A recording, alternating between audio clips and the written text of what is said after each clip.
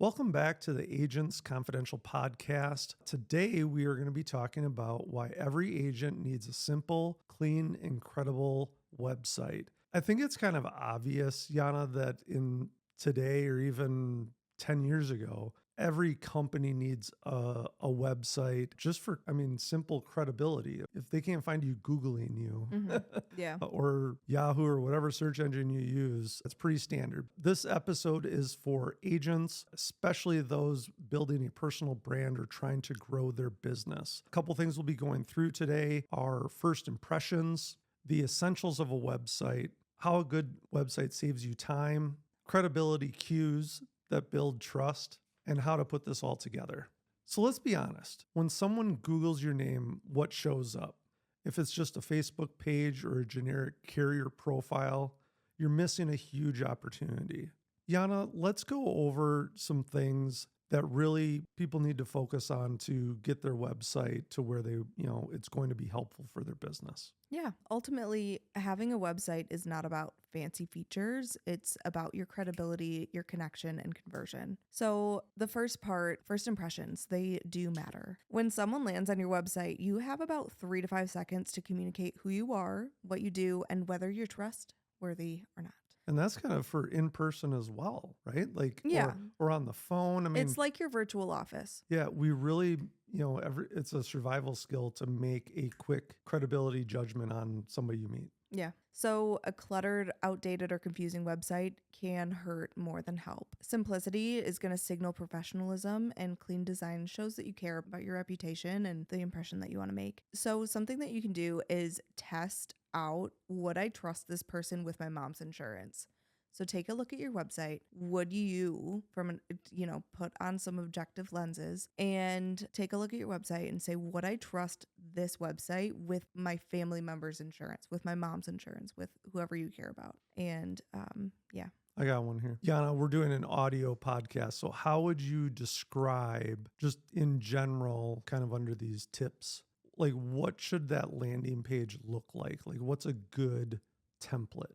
Mm-hmm. So you're going to want to use a high quality headshot for sure. You're going to want to use centered branding and a short welcome message, even if it's just on a one-page site. So some essentials that you're going to want to include on your website is a clear headline. So think like helping Grand Rapids residents find the right Medicare plan with no pressure, advice. I don't know if that's completely compliant or not, but something that's clear on who you help and what you do, who you help and how you help. You're also going to want to include a professional photo, which will build trust and make it feel more personal.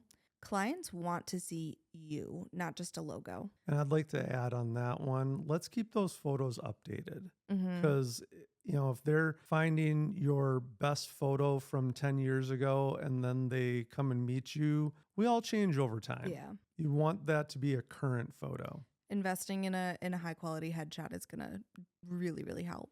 And there's a lot of events that offer free headshots, like NABIP events and different organizations. For sure. You're also going to want to include a list of your services, so Medicare Marketplace, life, dental, etc. Don't assume that everybody knows what you offer. You're going to want to list that out clearly. You also want a good call to action, so a book now or a short form or a clickable phone number. Then social proof. So these are like reviews or testimonials. They can go a really long way. And then a very important piece that you're going to want to include on your website is disclosures. Make sure it's compliant and include required disclaimers in the footer. And a website term is called above the fold. This is the first thing that people see when they come onto your website. So keep all of these things above the fold on your website. It's so no one has to scroll down to see all of these things. So now that we've talked about what to include, I'm going to tell you what not to include. Avoid clutter. Avoid clutter like massive drop-down menus, blog posts from 2019, jargon of comprehensive benefits consultation solution provider. What was that? Exactly. And resist the urge to copy and paste every carrier you are contracted with. You are the brand, not the plan. And it's also not compliant to use carrier logos. So just so you know.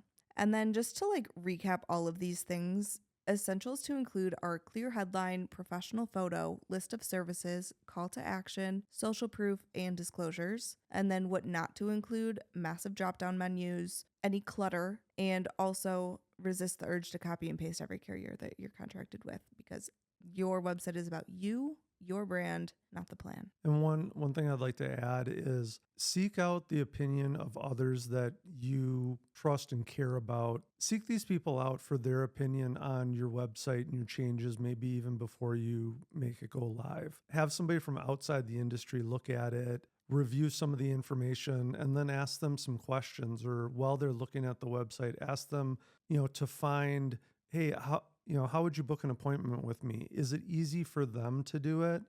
And probably some in your target, ask some of your clients that really value working with you, saying, please help me. Could you, as my ideal client, find this information that I want to drive people to? Yeah. so Is I it can- easy to use? Right. Yeah. Yeah. I think because if you're designing it or you're telling somebody how you want it designed, you know too much about it. You know where everything is. You really need to have somebody that isn't as familiar with it check it out. And ultimately, if it doesn't serve your client or prompt an action, it doesn't need to be on your website. Let's look at a couple things. Again, an advantage of having a website really should be saving people time. Saves everybody time. Yeah. A well-structured site can answer common questions for you, like, do you offer dental? That's listed on your homepage. Can I book an appointment? You have a booking link. That's done. So it's going to filter your leads. People know who you serve and what you offer before they even contact you. And referral partners can share your link with confidence. I think it's a great thing to also have on your website to continue to promote your next event and things that are happening. I mean, I can't imagine that clients are going to your website every day, but somebody's referred to you. The first thing they're going to do is Google you. They're going to look at your site and say, oh, they have an upcoming Medicare seminar, or they did some volunteering at this food pantry, and different things, like keeping those things up to date. Yeah, if you do those sorts of things, but you can also keep it very simple. Mm-hmm. Updating a website can take more time, but if you want a set it and forget it, you can keep it really simple. So some credibility cues that are going to build trust on your website. Design consistency. This is the same fonts, colors, and tone throughout, including photos. You don't want a bunch of random stock photos that don't match. Try and keep them with the same at least color scheme and vibe. Mobile optimization is also a really big one. Over half of your visitors are probably going to be on their phone, especially if you link to a QR code. If your site isn't mobile friendly, it's a problem. When I go to a website and it doesn't work well on my phone, I just close out of it. And Yeah. I'm not going to take the time to go to my laptop and pull it up. Like, it really has to be compatible. Yeah. And I mean, if you're posting on social media and linking to things or booking appointments on your website, you want to make sure that it's mobile optimized, because majority of people are going to be doing that. Certification or badges. Display your license.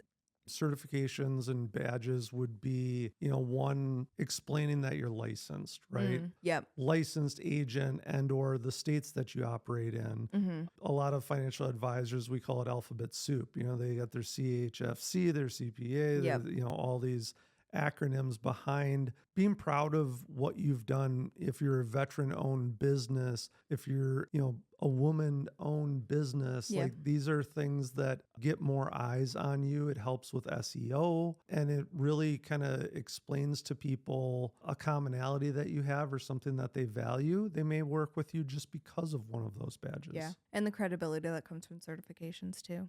Mm-hmm. And then also easy navigation. Every page should have a purpose and a clear next step. So if you have a page that doesn't have a clear next step, rework the page. I think ultimately is like, why would somebody go to my website? They want to book an appointment. You need to make, and you want them to book an appointment. That's obviously something you need to make very easy. Or they're coming for information or credibility, or Yep. they want my contact info or something like that. Like, make those usual things super easy to find. Yep. And then you can also, if you want to have all the resources in there and links and things like that, make that a separate tab, and then somebody can really dive in. Yeah, and make it easy.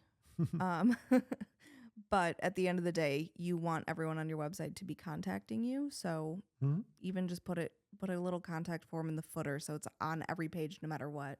Nice. But a little tip you can do, run a 3-second trust test. Can a stranger tell what you do, who you help, and how to contact you in less than 3 seconds?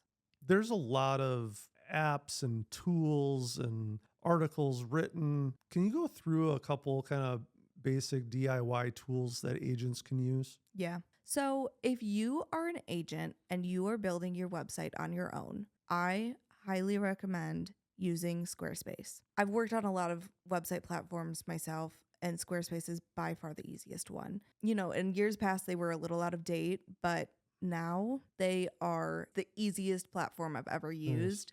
And you can actually customize and, you know, maneuver with their new Fluid engine. Really user friendly and kind of makes it foolproof. There's so many templates that you can choose from. When you change your font, you change the font on every single page on the website. Like it Okay. keeps it consistent. It's the easiest website builder out there. Nice. Yeah. If I was, let's say I have a website or I've had them in the past and I wanted to get started, I reach out to Squarespace. Like, how long do you think most it would You take? can have a website up and running in less than an hour. Holy cow. Mm-hmm. So it's not this overwhelming. I It's know. the easiest one to use. It's so simple. They have AI. If you need a website, you can have one up and running very quickly. Wow. Yeah. So no reason to put that off. Yeah. Excellent. And do I just go to Squarespace? Squarespace.com. Okay. Yep. There we go. Yep. And then, you know, if you are doing it yourself, you know when to upgrade from DIY when you're running ads or you need optimized landing pages for specific things. You want built-in lead forms, calendar integrations, CRM connections, those kinds of things. You're going to want to use a professional, or if you're growing more of your personal brand and you want more polish, then reach out to a professional, you know, to upgrade that. But focus on function first, then form from there. You don't need a $10,000 site, just one that works. Yana, this was a great episode for getting people started or to kind of review and update their current website for credibility and being able to have new clients find them as we continue to grow this podcast and the evolution of technology. We will continue to update everyone with the latest and greatest. But let's wrap this up. Give us our final message here on optimizing people's websites and building credibility. Yeah. Your website is your digital storefront or a digital billboard, if you will. Don't leave it empty or outdated. Even just like a basic, clean, one-page website is going to build trust, and it's going to filter leads, and it's going to make you referable. So it's not about perfection. It's about presence and having an online presence. Make sure that your site reflects that and reach out if you need any help, but keep it simple. Thank you so much. We'll see you on the next episode. See you on the next one.